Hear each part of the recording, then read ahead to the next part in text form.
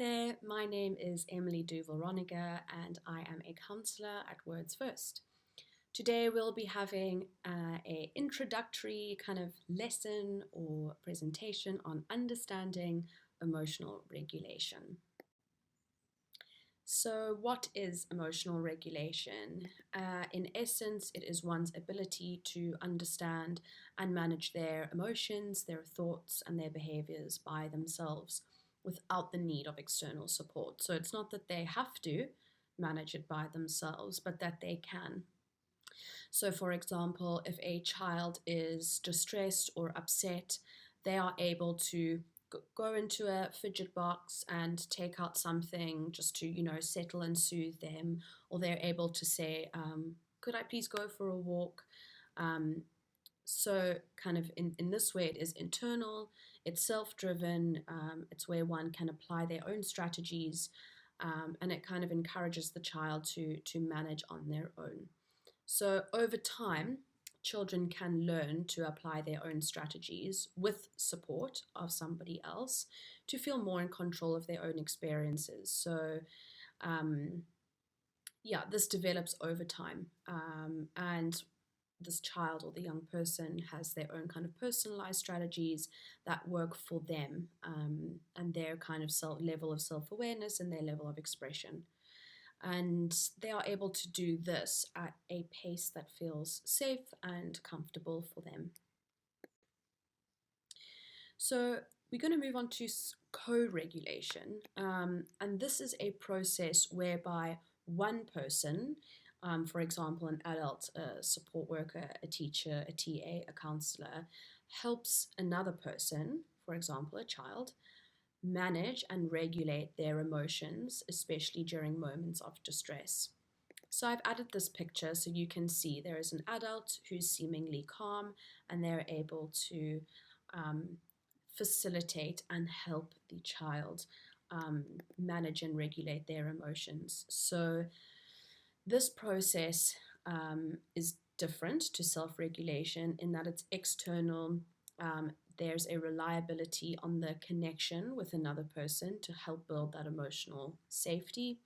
And in this way, it helps the child to learn how to self-regulate over time. And adults provide this calm presence and these kind of calming tools.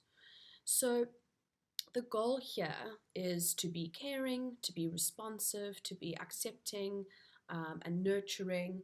And the adult's role here is to almost model and teach a child how to calm down, not to say calm down or, I'll come back in 5 minutes or whatever it may be, but to say, why don't we do a breathing exercise together? Would you like to go for a walk? Should we go somewhere a little bit quieter? They facilitate that process. So you can see here, co-regulation is the foundation of which self-regulation is built. So I've put here, building self-regulation starts with co-regulation. So children only learn, or young people only learn how to self-regulate through co-regulation. Both focus on managing emotions and kind of responses to stress, and both require an awareness of how one is feeling. So you need to be aware that I'm angry or I'm furious, and I now need to apply a calming strategy, for example. So why are these skills so important?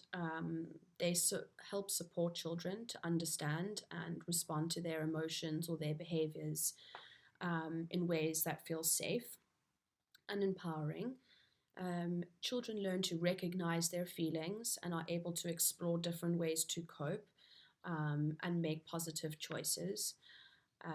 It helps children feel seen and heard and accepted and supported. And when children feel emotionally safe and regulated, they are able to focus.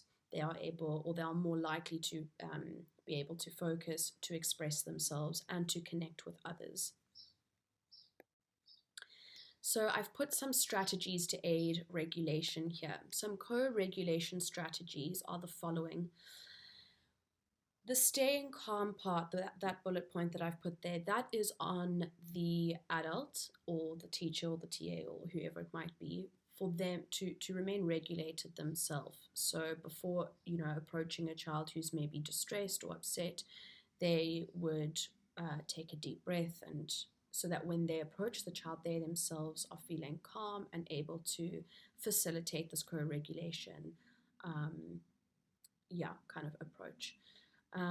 But things like creating a consistent routine, validating emotions, reducing demand, celebrating any attempts at regulation, these are really good co-regulation strategies.